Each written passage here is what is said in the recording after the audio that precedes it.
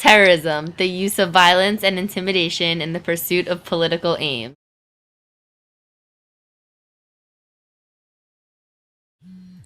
The United States Embassy bombings in 1998 killed 224 people in Tanzania and Kenya.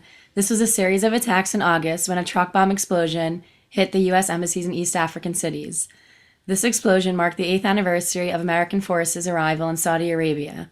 These attacks were linked to al-Qaeda and Osama bin Laden. Fazul Abdullah Muhammad was credited for being the mastermind behind these bombings.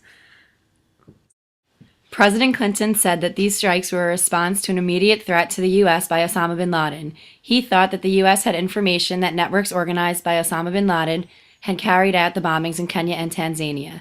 This attack placed Osama bin Laden on the FBI's 10 most wanted list.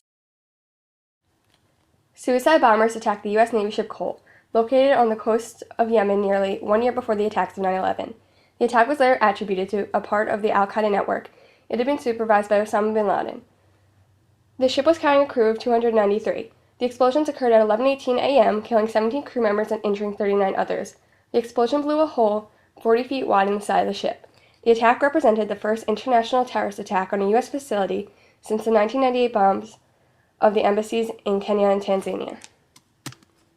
The September 11th attacks were a series of 4 terrorist attacks launched by the Islamic terrorist group al-Qaeda upon the United States in New York City. 19 al-Qaeda terrorists hijacked 4 passenger airliners so that they could be flown into buildings in suicide attacks. 2 of the planes were flown into the north and south towers of the World Trade Center in New York City. 3,000 people died in the attacks, including 222 civilians and 19 hijackers aboard the planes. Suspicion immediately fell on al-Qaeda. Osama bin Laden, the group's leader, initially denied involvement in the attacks but claimed responsibility in 2004. In response to the attack, the United States launched the War on Terror and invaded Afghanistan to dispose of the Taliban, which had harbored al-Qaeda. Many countries increased their anti-terrorism legislation and expanded law enforcement powers. In May 2002, cleanup of the World Trade Center was completed. There are numerous memorials, including the National September 11th Memorial and Museum in New York. The construction of One World Trade Center began at the World Trade Center site on November 18, 2006. As of September 2013, the new tower's concrete construction was nearly complete and will officially open in early 2014. The 9/11 terrorism attacks in 2000 had a major impact on the Patriot Act. This act was passed to increase law enforcement agencies' ability to conduct searches in cases of suspected terrorism. The U.S. Patriot Act was passed in 2001, nearly unanimously by the Senate 98-1, the House of Representatives 357-66, and with major support of members across the political spectrum.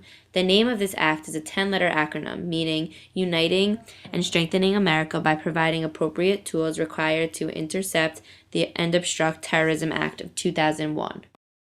In 2007, government officials figured out that Abu Ahim al-Kuwait was a man who lived in Abbottabad, Pakistan, who had a custom-built compound that had major significance in hiding a person.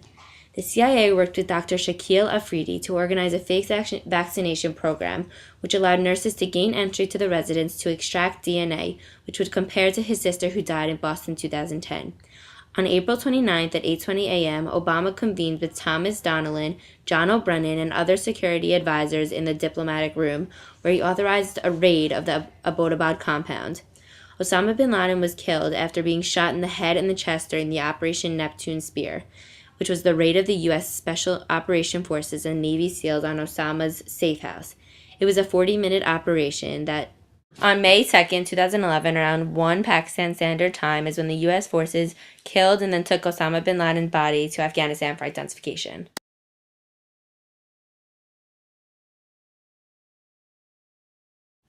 On April 15, 2013, 2 pressure cooker bombs exploded at 2:49 p.m. near the finish line in Boston, Massachusetts.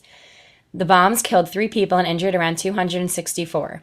The suspects identified were Zohar and Tamerlan Sarnev. These 2 exchanged gunfire with the police in Watertown, Massachusetts. Tamerlan was killed and the brother Zohar was injured but had escaped. Residents of Watertown and surrounding areas in Boston had to remain indoors during the gunfire.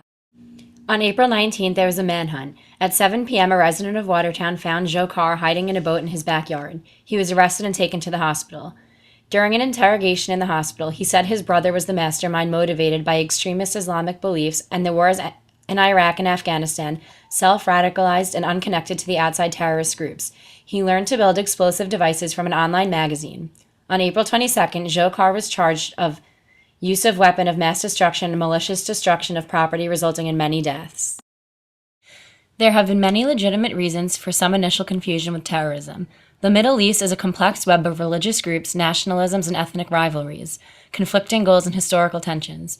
Forced by the attacks on New York and Washington, D.C., to sort it all out in this moment of crisis may have been asking too much, but charting an enduring solution to the problem of the United States-Middle East tensions requires that we unravel the threads and examine the long and complex history that has left peace so elusive in the region and the United States so frequently hated.